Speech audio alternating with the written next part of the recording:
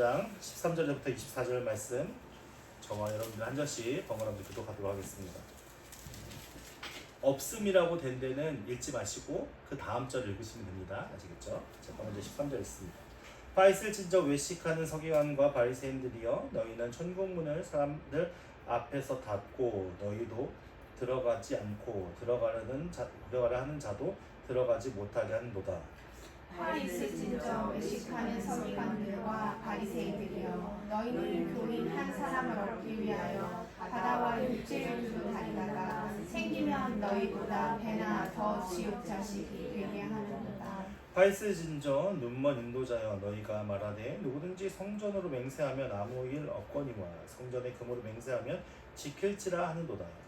어리석은 맹인들이여 어느 것이 크냐 그 금이냐 그 금을 거룩하게 하는 성전이냐. 너희가 또 이르되 누구든지 제단으로 맹세하면 아무 일이 없거니와 그 위에는 예물로 맹세하면 지킬지라 하는도다. 맹인들이여 어느 것이 크냐 그 예물이냐 그 예물을 거룩하게 하는 제단이냐. 그러므로 제단으로 맹세하는 자는 제단과 그 위에 있는 모든 것으로 맹세하며 또 성전으로 맹세하는 자는 성전과 그 안에 계신 이로 맹세하며 또 하늘로 맹세하는 자는 하나님의 보좌와 그 위에 앉으신 이로 맹세함이니라. 화 있을진저 외식하는 서기관들과 바리새인들이여 너희가 박하와 휴양과 근처에 11조는 들이되 율법에 더 중함과 정의와 긍휼과 믿음은 버렸도다. 그러나 이것도 행하고 저것도 버리지 말아야 할지어다. 함께 봉독합니다. 맹인된 인도자여 하루살이는 걸러내고 낙타는 삼키는도다. 아멘.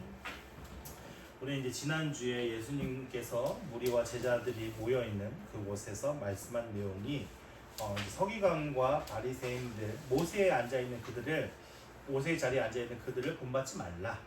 그들은 하나님 앞에서 일을 행하는 것이 아니다 라는 것을 이제 설명을 쭉 말씀 통해서 설명했습니다. 그들이 어떤 특징을 가지고 있고 어떤 죄를 짓고 있는지에 대한 설명을 쭉 하고 있습니다. 그러면서 오늘 이제 13절부터 23장 마지막 이제 36절까지 이제 화 있을진저 하고 또 이제 뭐랄까요 저주와 비슷한 그런 내용들을 선포하는 장면 말씀이 나오는데 총 7번의 화 있을진저가 나옵니다. 총 7번. 근데 7번을 다 하기에는 오늘 시간이 너무 부족할 것 같아서 앞에 4개를 오늘 함께 나눠보고 다음에는 뒤에 3개를 그 내용이 무엇인지를 한번 살펴보고자 여러분들과 함께 말씀 나눠보고자 합니다. 그러니까 화 있을진저라고 우리나라 말에는 표현되어 있는데 사실은 이게 어떤 거냐면 감탄사예요. 그러니까 우리가 어떤 아름다운 광경을 보면 우와 이렇게 감탄사를 하잖아요. 근데 이 화 있을진저는 유대인들이 갖고 있는 분노와 어떤 그런 애도와 슬픔과 이런 여러 가지 마음의 어떤 그런 표현을 담은 감탄사인데 지금 예수님께서 화 있을진저의 어떤 그 감탄사를 표현한 것은 어떤 마음일까요? 애도하는 마음일까요? 아니면 슬퍼하는 마음일까요? 아니죠. 분노하는 마음을 지금 담아서 지금 이야기를 하고 있는 거예요. 그러니까는 제가 저희 아들한테 아들이 말을 잘 되면 아이고 이런 표현은 사랑한다는 표현이 있죠. 근데 말을 너무 안 들어서 야!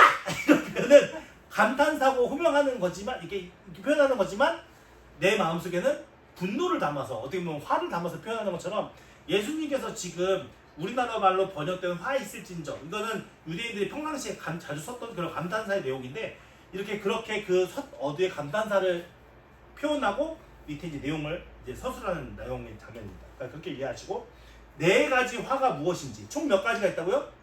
7가지. 7가지 중에서 오늘 몇 가지를 살펴본다고요? 4가지. 4가지의 화가 무엇인지를 한번 살펴보겠습니다.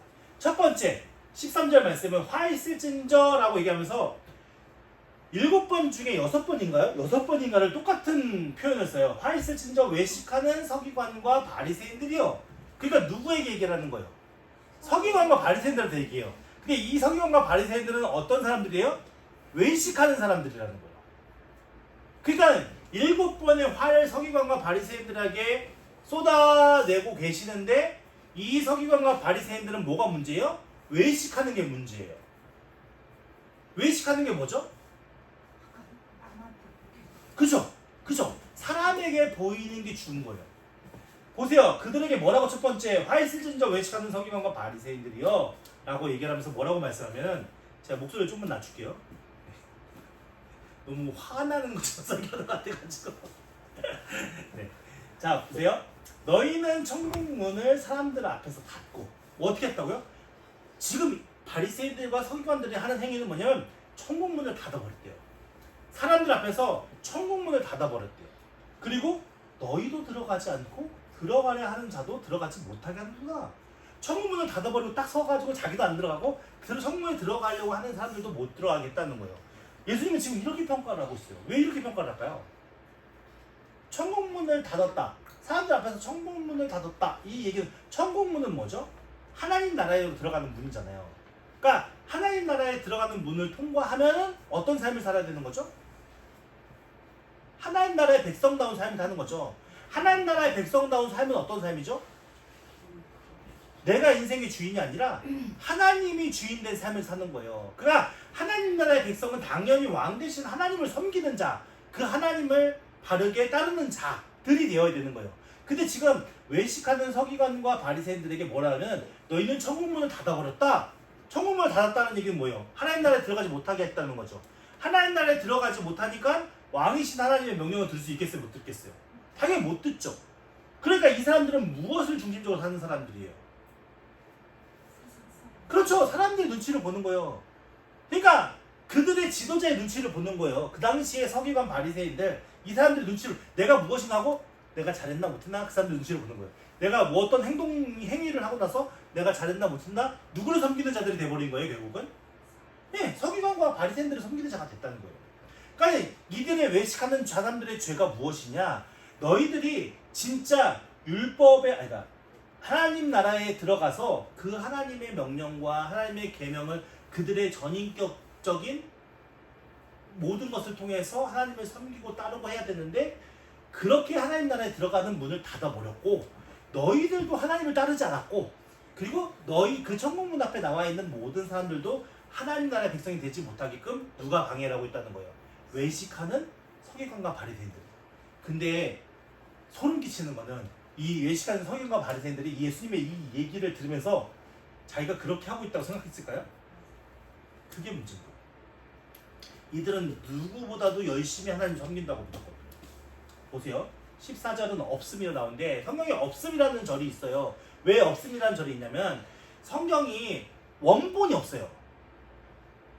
그러니까는 원본이 없고 사본이 있다 보니까 그 사본상에 어떤 사본에는 있고 어떤 사본에는 없는 거예요.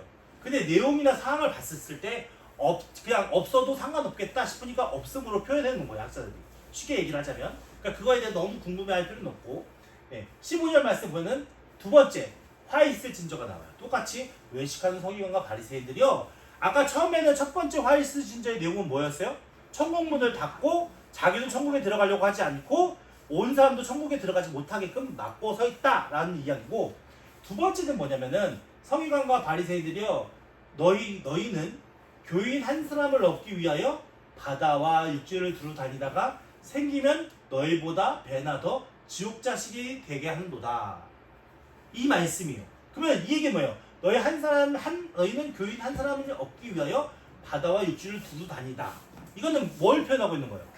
오늘날 우리로 얘기하면 전도를 한다는 거예요. 그러니까 유대교가 전도를 안 했던 게 아닌 거죠. 전도를 했어요. 이 이야기는 뭐냐면 이스라엘이 멸망했잖아요. 그죠? 이스라엘이 바벨론에게 멸망했잖아요. 그래서 흩어지게 돼요. 그리고 나중에 또 로마에게 멸망당하잖아요. 또 흩어지게 돼요. 이렇게 예루살렘 지역에서 이렇게 뿔뿔이 흩어져서 각 지역으로 퍼져나가게 됐는데 이것을 뭐라고 얘기하면 흩어진 유대인들, 그래서 좀 어려운 말로 디아스포라라고 해요. 근데 이 흩어진 유대인들이 각 지역에 흩어져서 그냥 아유 우리는 망했으니까 낚시하면 살아야지 이런 관점이 아니었던 거예요. 이 흩어진 유대인들이 결국 무엇을 해야 되면 각 지역 흩어진 곳에서 회당을 만들어요. 회당을 만들어서 그 회당이 하나의 예배 처소가 되는 거예요. 안식일마다 그 회당에 모여서 지도자, 그러니까 말씀을 전하는 자가 있고 율법을 해석하는 자가 있어서 그곳에서 같이 하나님을 찬양하고 같이 하나님의 말씀을 나누는 거예요. 근데 이 당시에 많은 이방 종교들이 있는 땅으로 갔잖아요. 근데 이 이방 종교의 땅에 섬기는 사람들은 되게 뭐랄까요? 음란하고 퇴폐스럽고 죄악된 행동들을 많이 했거든요. 그 이방신을 섬기는 그런 무리들이. 근데 이 사람들은 어떤 사람들이에요? 유일신인 하나님만 섬기는 거잖아요.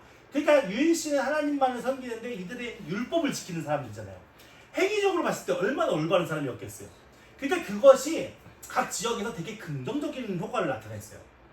그래서 많은 사람들이, 이 이방인의 많은 사람들이, 와, 나도 유대인들처럼 저들이 믿는 하나님이란 분을 섬기고 싶다, 이렇게 마음의 동화가 이루어진 거죠. 그래서 어떤 일이 있었냐면 그 각 지역적 회당에서 전도가 활발하게 이루어졌어요.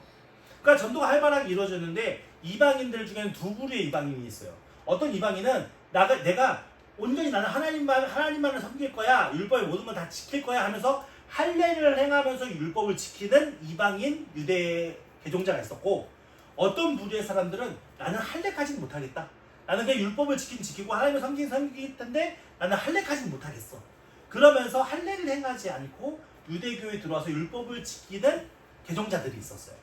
그러니까 그 당시에 우리가 생각했을 때는 이 예루살렘이 멸망하고 흩어진 것이 어떻게 보면 개신교만 확 퍼지는 계기라고 생각하는데, 실질적으로 유대교도 엄청나게 확장이 되어졌어요. 그러니까 개신교 못지않게. 근데 개신교가 거기서 더 크게 확산될 수 있었던 이유는 로마가 국교화를 선포했기 때문에 그런 거예요. 로마의 지배 아래에 있는 사람들이 다 누구를 믿어야 되는 거예요? 이제 예수를 믿어야 되는 상황이 됐기 때문에. 근데 그 전까지는 이 유대인들은 각 지역에서 되게 존경받고 존중받고 어떻게 보면 인간의 삶으로는 진짜 도덕적으로 잘 사는 사람이었기 때문에 그 지역 사람들로부터 인정을 받아서 많은 개종자들이 있었어요. 그렇기 때문에 아까 뭐라고 얘기한 거예요? 너희가 교인을 얻기 위해서 열심히 산과 들로 가서 전도를 하는데, 이렇게 해서 전도 개종된 사람들은 결국 무엇을 따르는 자가 되는 거예요? 율법을 따르는 자가 되는 거죠. 그러니까 그들이 이방 민족을 섬겼던 가치관을 가지고 있는데, 그 이방 민족을 섬겼던 가치관을 가지고 있는 상태에서 하나님을 만나게 하는 것이 아니고 하나님의 뜻에 따르게 살게 하는 게 아니라 무엇이 옳고 무엇이 그른지에 대한 적나라한 법도 아래서 그 법을 지키느냐 안 지키느냐로 그들의 행위적인 것으로 그들을 교육시키고 그들을 가르치니 어떻게 됐겠어요? 더 그런 쪽으로 악해져 가는 거죠. 그러니까 결국은 두 배나 더 지옥 자식이 되게 만드는 거예요. 이슬람에서는 기본적으로 하나님이라는 개념 자체가 있잖아요. 근데 이들이 섬기는 하나님을 믿는 것 같았는데, 막상 하나님을 믿는 것 같아서 들어와 보니 무엇을 가르쳐 주는 거예요? 율법을 가르쳐 주죠. 율법을 가르쳐 주니까 지켜야 할 것, 지키지 않아야 할 것, 하나님을 보는 게 아니라 지켜야 할 것, 지키지 않을 것만 계속 쳐다보면서 그것을 따라가니 그들의 의식과 사고 속에는 하나님이 있을까요? 하나님의 개념은 그냥 망상적인 어떤 허상적인 개념으로밖에 자리 잡을 수가 없고, 그들의 가치관과 사고방식에는 오로지 무엇으로만 자리 잡을 수 있어요? 율법의 개념. 그 율법의 개념을 자신이 전에 섬겼던 이방신의 개념과 짬뽕이 되어서 섬겨지기 되니까 이게 바른 방향으로 가는 게 아니라 더 하나님과는 대적된 방향으로 흘러갈 수밖에 없는 거죠. 그것에 대해서 지금 지적하고 있는 거예요. 근데 바리새인들과 서기관들은 어떻다고요? 너무나도 잘 하나님을 섬기게끔 백성들을 지도하고 인도하고 있다라고 생각하는 게 문제인 거죠. 자, 봅시다.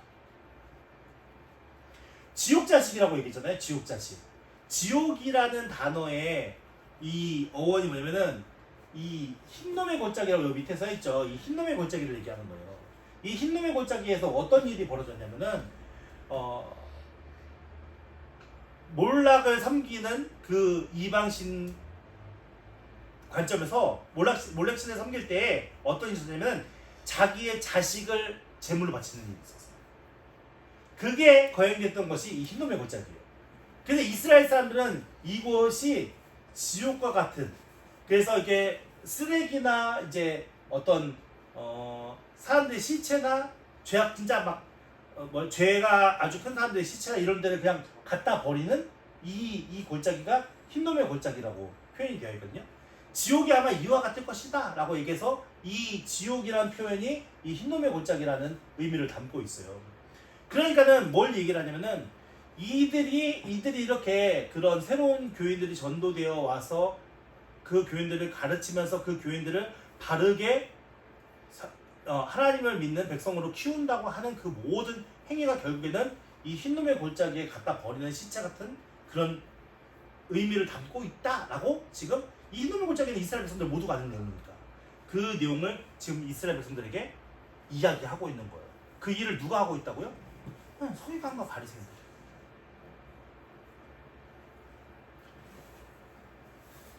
참 무서운 얘기죠, 사실은. 엄청 무서운 얘기죠. 전도하면 뭐해? 다 지옥자식 만드는데. 그러니까 이게 우리가 오늘날 교회를 바라보면서 제가 자꾸만 마음속에 드는 행위가 전도가 정말 그게 중요할까? 이 생각이 드는 거예요. 왜냐면 전도가 중요하지 않다라고 말씀을 드리는 게 아니라 진짜 믿음의 사람들이 함께 공동체를 이룬다면 진짜 하나님을 섬기는 믿음의 사람들이 함께 공동체를 이루어 간다면 그 공동체를 통해서 하나님께서 진짜 그 귀한 일들을 이루어 가시겠죠. 근데 만약에 이스라엘 사람들처럼 외식하는 서기관과 바리새인들이 지도자가 되어져서 전도에 오는 사람마다 족족이 지옥자식이 되게 한다고 생각해보세요. 이것만큼 무서운 일이 어떻겠어요? 이거 하나님 나라에 가면 이 사람들은 어떻게 되겠어? 사실 목사인 저로서도 되게 끔찍하고 무서운 얘기거든요, 사실은. 그러니까 제가 어느 한편으로는 여러분들에게 그냥 농담식으로 농담반 진담반으로 저희 교회는 안 커졌으면 좋겠어요. 그냥 한 10명, 15명이 모여서 진짜 믿음대로 함께 교제하고 이게 함께 믿음의 공동체를 줬으면 좋겠어요 하는 마음이 이런 말씀들이 성경에 기록되어 있잖아요. 제가 매번 요즘에 마태복음 이렇게 강의하면서 설명하면서 여러분들 설교를 말씀을 전하면서 우리가 함께 바라보는 게 뭡니까? 오늘날 세상과 너무나 똑같다는 거죠. 오늘날 교회의 상황과 너무나 똑같다는 거예요. 너무나 동일한 그런 일들이 이루어지고 있다는 거. 우리는 말씀 통해서 좀 살펴보고 있잖아요. 제가 목사이지만 목사가 다 잘났다고 얘기하면 안 된다는 말씀드렸어요. 우리가 따라야 할 선생은 오직 누구라고요? 예수만 한 분밖에 없다는 거예요. 사람을 따르지 마시라는 거죠. 그러니까 결국 서기관과 바리새인들이 잘못한 일은 뭘까요? 하나님을 따르게 했습니까? 사람을 따르게 했습니까? 사람을 따르겠습니다. 결국 율법을 따른다는 의미는 뭡니까? 내가 율법을 기쁨으로 지키는 하나님을 섬기기 위해서 율법을 지키는 게 아니라 다른 사람들에게 내가 명예롭지 못하게 평가받을까 봐 율법을 지키게 만든 거예요. 그럼 무슨 일을 할 때마다 누구 눈치 보는 거예요? 오늘날 많은 교인들이 교회에서 많은 봉사를 하면서 누구 눈치를 볼까요? 이거 정말 잘 생각해 보셔야 되는 문제인 거예요, 여러분들. 여러분들의 신앙과 여러분들의 믿음의 대상이 하나님이 아니라면 그 모든 건 다 외식하는 거라고 생각하셔야 되는 거예요. 예를 들면 내가 지나가다가 길거리에서 쓰레기를 주웠습니다.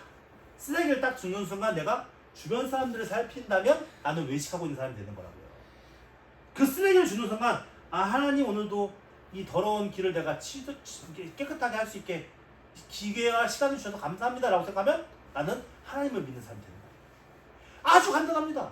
내가 묻던 행위를 하는 그 순간에 내가 자녀들을 돌보고 가족들을 섬기고 내가 직장에 나가서 직장 사람들과 함께 동역하는 그 순간에 내가 누구를 생각하고 누구를 떠올리면서 일을 하고 행위를 하느냐에 따라서 우리는 외식하는 사람도 될 수 있고요, 믿음의 사람도 될 수 있는 거예요. 그러니까 이 외식하는 서기관과 바리새인들이와 하는 이 선포는 그 내용들을 살펴보면 정말 이들의 악함과 하나님이 왜 이들을 7번이나 화 있을진저라고 외치면서 분노하고 계신지 알 수 있어요. 자, 보세요. 몇 번째입니까? 네, 잘 따라오고 계시네요. 자, 와 있을진저, 여기서는 외식하는 이라고 얘기하지 않아요. 그들을 뭐라고 평가하죠? 눈먼 인도자라. 그들은 이미 뭐였어요? 눈이 어떻게 했다고요? 눈이 멀어버렸어요. 왜 눈이 멀었다는 건 보인다는 얘기입니까? 안 보인다는 얘기입니까? 안 보인다는 얘기예요. 이 눈이 멀었다는 얘기는 누구를 볼 수 없다는 걸 얘기할까요? 하나님 볼 수 없겠죠. 이미 이들의 그들의 마음속에는 죄악과 탐욕과 외식과 명예와 자랑, 자신의 인생의 쾌락으로 채워져서 더 이상 하나님을 볼 수가 없는 거예요. 그런 사람이 종교 지도자를 하고 있다는 거예요. 그러니까 그렇게 눈먼 지도자가 된 이들이 너희가 말하되, 잘 보세요 내용을, 누구든지 성전으로 맹세하면 뭐다고요? 일이 있어요 없어요? 아무 일도 없거니와 성전의 금으로 맹세하면 지킬지라 하는다. 이 얘기가 무슨 얘기인지 이해가 되세요?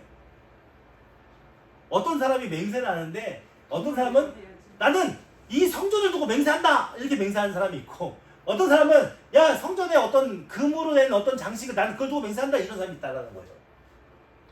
근데 성전으로 맹세하면 그걸 지키든 말든 아무 일이 없어. 근데 금으로 맹세하면 그것을 어떻게 한다고요? 반드시 지켜야 한다라고 가르친다는 거예요. 이게 말이 됩니까? 근데 왜 이런 사고방식을 가게 되어졌냐? 성전으로 맹세해서 어기잖아요? 내가 예를 들어서 내가 이 성경책을 두고 맹세합니다 라고 얘기했잖아요. 내가 이걸 맹세를 못 지켰어요. 그러면 이 성경책을 다시 드려야 되는 거예요. 근데 이 성경책은 살 수 있어요 없어요? 살 수 있는 거잖아요. 그러니까는 내가 만약에 이걸 가지고 맹세를 해서 내가 지키지 못하면 이걸 드려야 되는 거죠. 그러니까 드릴 수 있는 거잖아요. 근데 여기서 성전은 드릴 수 있어요 없어요? 그러니까 하나밖에 없잖아요. 어디서 사올 수도 없는 거고 어디서 구할 수 있는 거, 구할 수 없는 거잖아요. 그러니까 이건 아무것도 아니다라고 가르친 거예요. 근데 성전의 금은 구할 수 있어요 없어요? 금은 구할 수 있잖아요. 어디서든 금은 사올 수 있잖아요. 그러니까 그것은 그 금을 대신 변상한다는 표현을 그렇고 내어드린다라고 그러거든요. 그것을 그 금을 다시 구해서 맹세한 그 물건을 구해서 다시 드린다 이런 의미에서 금은 다시 지켜야 되는 거죠. 드릴 수 있으니까. 그러니까 보세요. 만약에 성전으로 맹세해서 아무 일이 없다. 금으로 맹세해서 지켜야 한다. 그럼 여러분들이 약속하는 대상자가, 맹세하게 하는 대상자가 된다면 성전으로 맹세하게 하겠어요? 금으로 맹세하게 하겠어요? 성전도 안 지켜도 되는데?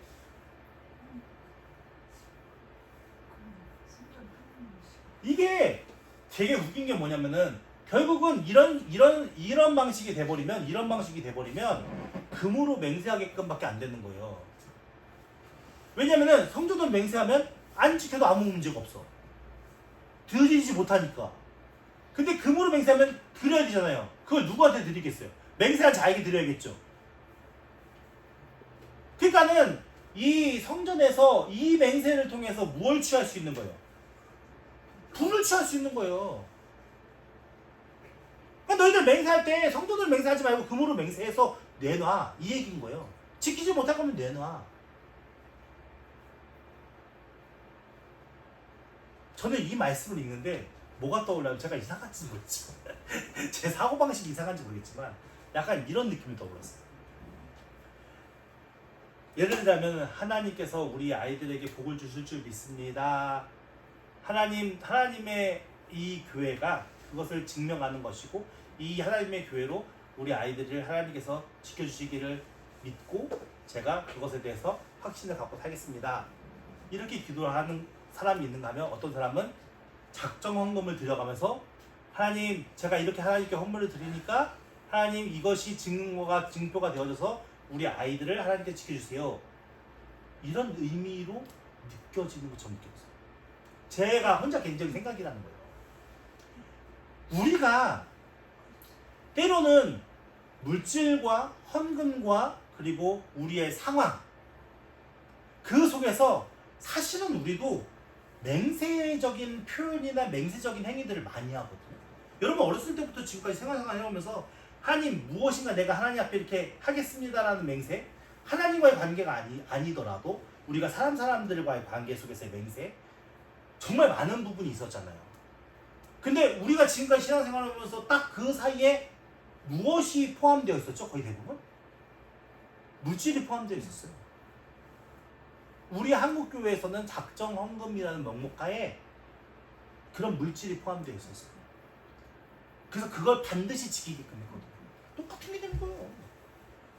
뭐가 달라요?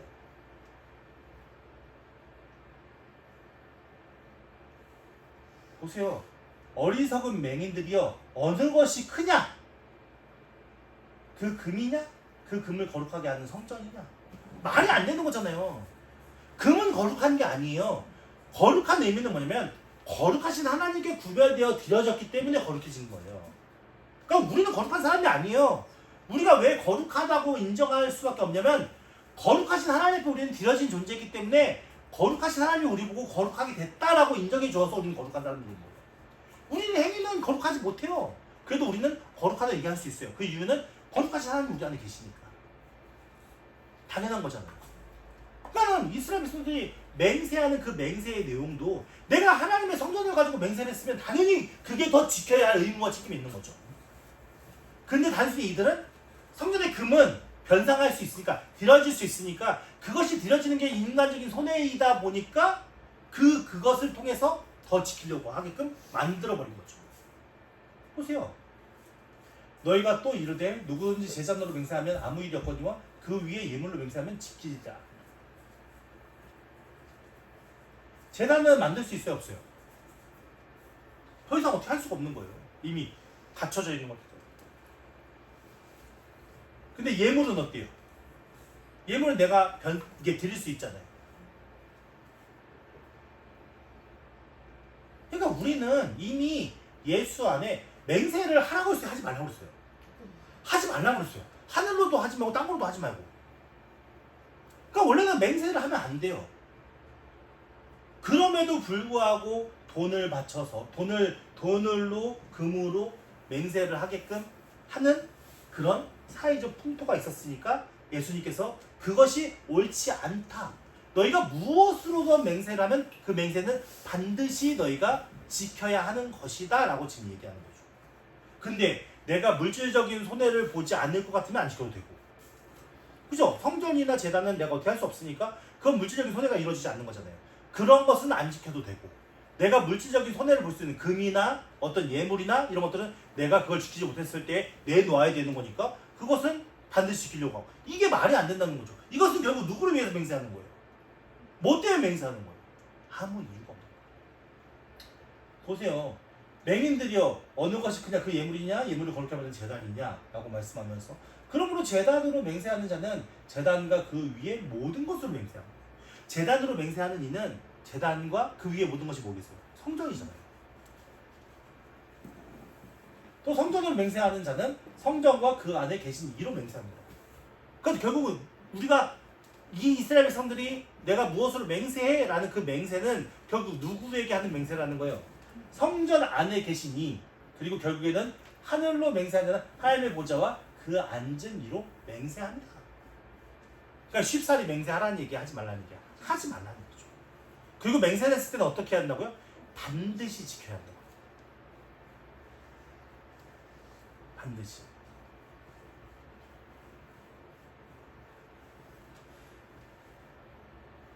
우리가 참 이런 모습들이 과거에만 어떻게 있는 모습들이 아니라 오늘 교회 안에서도 내가 얼마든지 신앙적인 행위를 가지고 맹세하는 경우가 많이 있어요. 그러니까 사실은 그런 것들이 옳은 겁니까? 옳지 않다는 겁니까? 맹세하게 하는 것도 잘못된 거고, 맹세를 안 지켜도 된다고 하는 것도 잘못된 거고, 맹세했으면 그 맹세를 어떻게든 지켜내는 것이 그들이 하나님과의 약속에서 실천해야 할 일이라는 것을 이야기하는 거죠. 사실상 실상은 우리가 하나님 앞에 무엇을 하겠습니다 맹세하는 것도 사실은 옳지 않다라고 얘기할 수 있어요. 우리의 어떤 환경과 기분에 우쭐대서 무엇인가 하나님 내가 이것을 할게요 라고 맹세할 수는 있지만, 근데 그 맹세가 진짜 우리들의 어떤 삶에서 유익하냐? 그럼 그렇지 않을 때가 많더라고요. 내가 어떤 목적을 이루기 위해서 하나님을 섬기는 것 같은 모습이 보여지면 그것은 옳지 않잖아요. 우리는 하나님 앞에서 무슨 어떤 목적을 이루기 위해서 하나님을 섬기는 게 아니라 이미 하나님께서 완성해 주신 구원의 자리에 참여하기 위해서 하나님을 섬기는 자리예요. 이 내용이 여러분들 마음속에 좀 잘 기억했으면 좋겠습니다. 자, 23절 말씀에 몇 번째죠? 네 번째죠. 네 번째. 네 번째 화 있을진저 서기관들과 바리새인들이여 얘기하죠. 자, 이들의 열심이 얼마나 특식이었는지 살펴보면 11조에 대한 내용이 나옵니다. 근데 너희는 무엇을 해요? 박하와 회향과 근체의 11조를 드렸어요. 박하라는 것은 조금만 하고 향기 나는 향료 식물을 가리키는 거예요. 향료 식물. 그리고 회향이라는 것은 양념, 그러니까 음식을 만들 때 양념으로 향을 나게 하는 그런 향신료를 얘기하고요. 근체도 미나리과에 효과는 향기가 짙은 식물로서 양념이나 약용으로 사용이 되었다고 해요. 그러니까 이런 것들은 박하, 회향, 근체 이런 것들은 식물로서 향신료 그런 역할을 했던 것들이 이런 것들이죠. 근데 율법에 이런 것들까지 드리라고 기록되어 있을까요? 11조로? 그랬을까요? 율법에는 서기관과 바리새인들 11조 드리는 이와 같은 식물은 11조를 규정하고 있는 율법의 기록에는 기록되어 있지 않아요. 그러니까 율법에는 이 내용, 이것까지 11조에 드려라 라는 내용이 없어요. 그러니까 율법에는 토지 소산 중 곡식과 포도주와 기름 등의 11조를 규정하고 있어요. 내 토지 소산에 뭐라고요? 기본적인 곡식, 그리고 포도주, 기름 이런 것들의 11조를 드려라 라고 기록되어 있는데 지금 이 서기관과 바리새인들은 뭐까지 드리는 거예요? 내가 식물을 재배해서 그 식물을 빻아서 나온 가루까지도 세가면서 11조를 드린다. 그러니까 이 장면만 딱 놓고 봤을 때 이분들의 열심은 장난이 아닌 거죠. 아니 우리가 곡식과 포도주와 기름을 11조로 챙겨 드리는 것도 쉬운 일이 아닌데 그러니까 이들이 박하와 회향과 근체의 11조를 드리니까 이 정도로 11조를 드린다고 하니까 다른 사람들은 어떻게 할까요? 다 같이 해야 되는 거죠. 그리고 실질적으로 이스라엘 원력에 몇 월부터 몇 월까지는 박하의 11조를 드리는 날, 그리고 며칠부터 며칠까지는 이런 향신료들의 11조를 드리는 날, 며칠부터 며칠 언제까지는 곡식의 11조를 드리는 기간, 이게 정해져 있대요. 실질적으로 그 기간 안에 11조를 드리게끔. 그러니까 결국에는 이들이 그냥 뭐랄까요, 나는 너희들보다 좀 특별해, 어떤 그런 의미일 수도 있고, 아니면은 정말 뭐라도 더 하나님께 드리고자 하는 마음일 수도 있겠지만, 이 표현을 본다면 화이스친저 외식하는 서기관들이라는 표현을 봤을 때는 그런 의미는 많이 없는 것 같아요. 그렇게 열심히 특심으로 이렇게 박하에, 회향에, 근처에 11조를 드리는 행위는 있었지만 결국 그들의 마음속에 뭐가 없어요? 율법에 더 중요한 바 뭐가 없어요? 정의, 하나님의 의를 행하는 마음, 그리고 긍휼, 그죠? 그들의 하나님께서 이 세상의 사람들을 보면서 긍휼히 여기시는 그 긍휼로 자신의 이웃을 섬기는 그런 마음들이겠죠. 믿음은 뭐예요? 하나님께서 일하시고 하나님께서 역사하신다는, 그리고 하나님께서 진짜 통치하시는 그런 나라의 백성으로서 하나님께 순종하는 그런 마음, 그런 것은 아예 없었다는 거예요. 아예 없었다는 거예요. 그러나 뭐라고 말씀하십니까? 11조 하나요 하지 말래요? 이것도 행하고 저것도 버리지 말아야 한다. 예수님께서 율법을 지키지 말라라고 얘기하는 게 아니에요. 율법을 지키되 그 율법의 정신에 맞게 지켜야 한다 이거예요. 자 보십시오. 미가서 6.8절에 사랑아 주께서 선하신 것이 무엇임을 내게 보이셨나니 여호와께서 내게 구하시는 것은 오직 정의를 행하며 인자를 사랑하며 겸손하게 내 하나님과 함께하는 것이 아니냐. 이게 하나님께서 원하시는 마음이다 라고 얘기를 하고 있어요.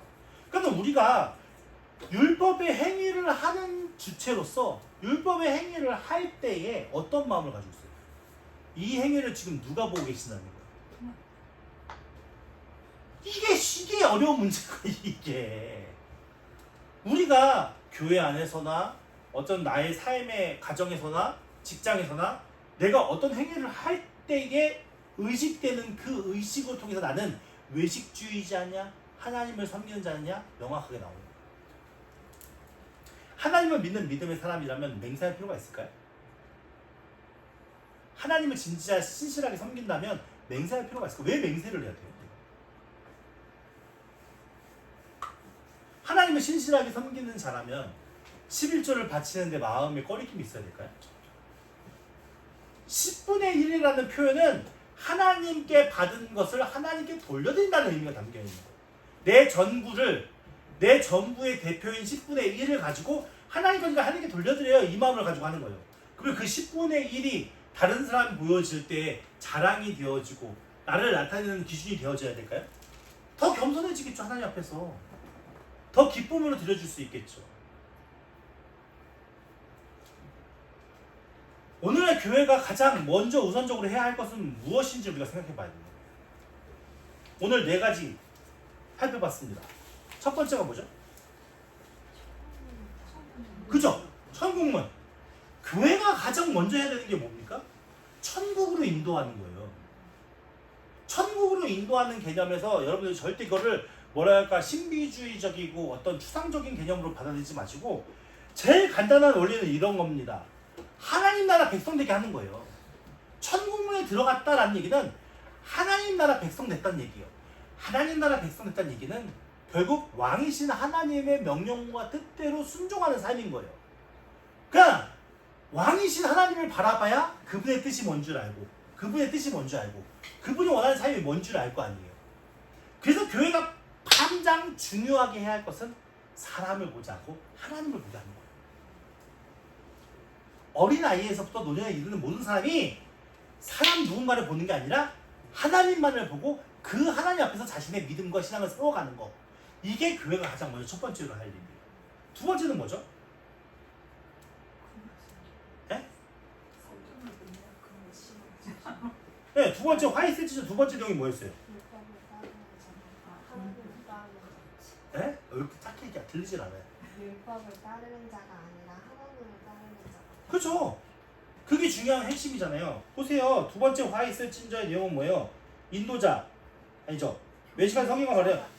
교인들을 데리고 오지만 그 교인들을 어떻게 해요? 치욕 자녀가 되게 만든단 말이에요. 그러니까 교회 공동체가 해야 할 일은 뭐예요? 기껏 열심히 전도해서 모시고 오면 어떻게 해요?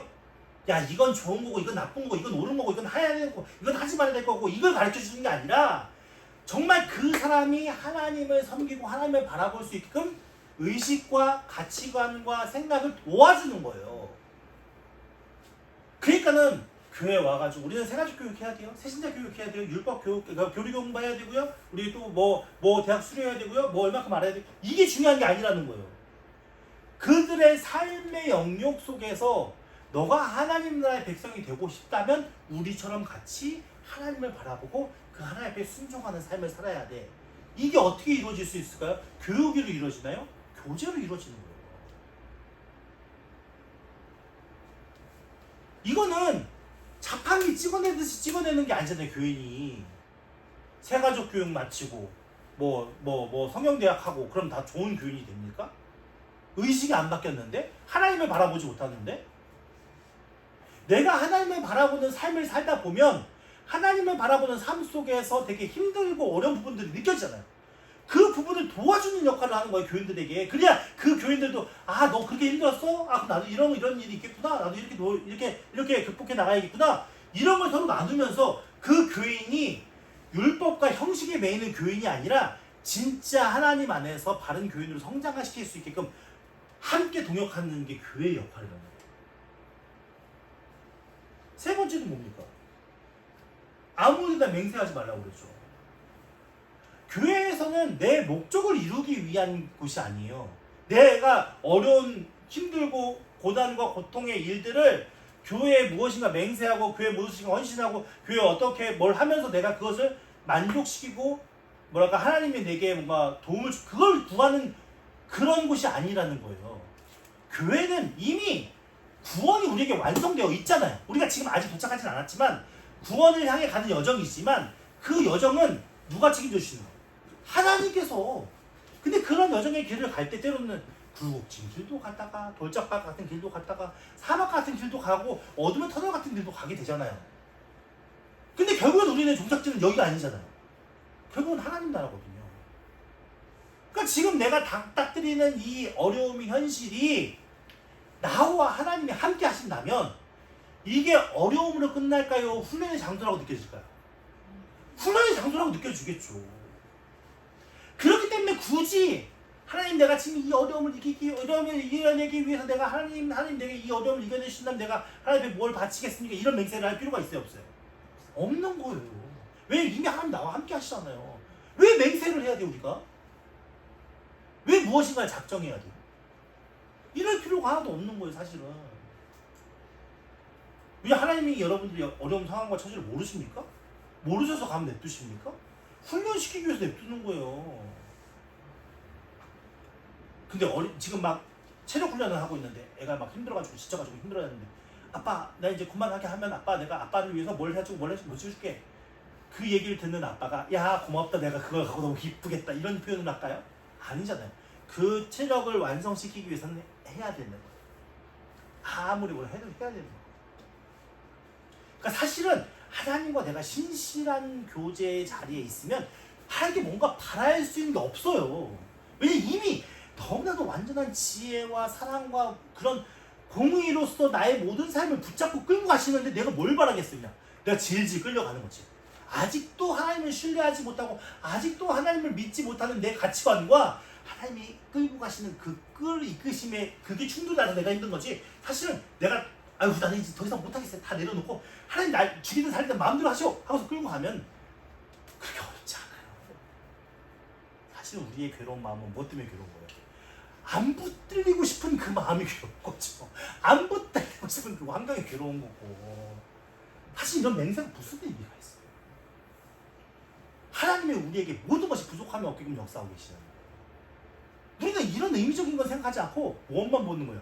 사람만 보고 환경만 보고 하나님은 1도 보지 않아. 여기 딱 닫아서 이 이상은 딱 보려고 하지 않아. 이러니까 문제가 되는 거예요.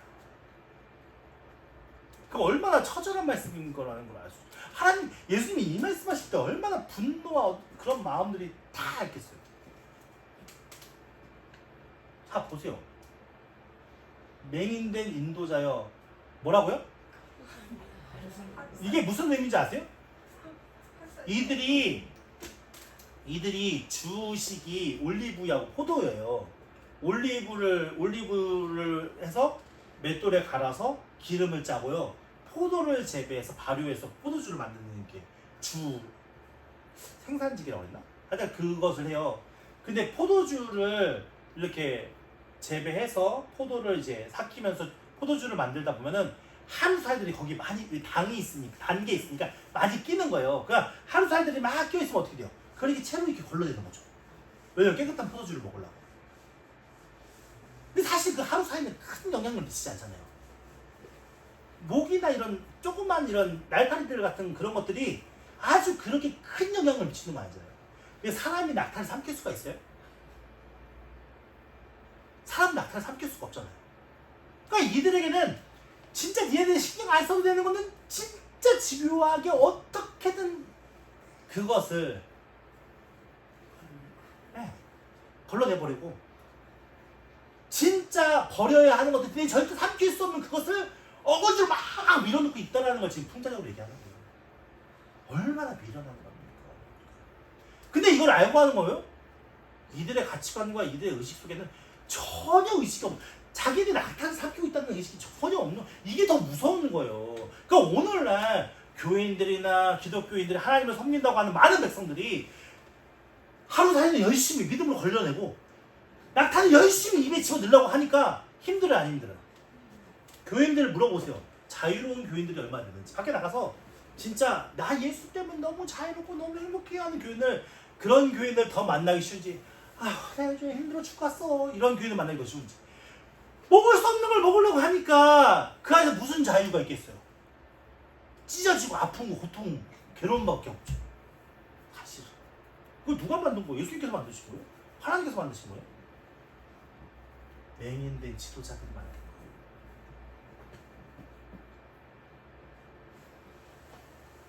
오늘 우리가 얼마나 어리석은 상황과 환경 속에 살아가고 있는지를 봐야 돼요. 내가 진짜 하나님을 섬기고 있는지를 봐야 한다고요. 내가 진짜 예수님을 섬기고 있는지를 봐야 한다고. 내가 섬기는 분이 하나님이시고 예수님이셔야 되는데 나는 왜 누구의 눈치를 보고 있는 거야?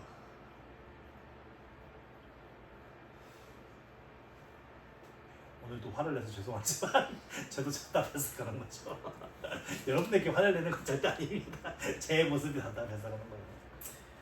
참 저도 두렵고 떨리는 마음으로 이 자리에 서서 여러분들에게 같이 말씀 나누는 거예요. 사실은 이 말씀을 묵상하면서 그쵸? 네. 제가 목사인데 내가 이런 사람이 되면 이런 존재가 되면 안 되는데 라는 그런 생각을 사뭇 하면서 설교 시간마다 여러분들 저를 보지 마시고 하나님을 보세요 라고 얘기할 수밖에 없는 그런 상황임을 여러분들이 좀 잘 이해하셨으면 좋겠고, 어떤 누가 주인이 된 믿음이 되면 안 됩니다. 어떤 누구의 눈치를 보는 믿음이 되면 안 됩니다. 여러분들 모든 믿음의 행위가 하나님을 향한 믿음의 행위가 됐으면 좋겠습니다. 정말 외식하는 자가 얼마나, 다음 주에 또 살펴보면 또 새로운 일들이 일어나지는데, 외식하는 것이 얼마나 잘못되고 얼마나 미련하고 얼마나 무서운 건지를 알려주기 위해서 7번이나 화 있을 징저를 써가면서 지금 말씀하고 있는 거예요. 여러분 한 주간도 이 말씀 잘 묵상해 보셨으면 좋겠어요.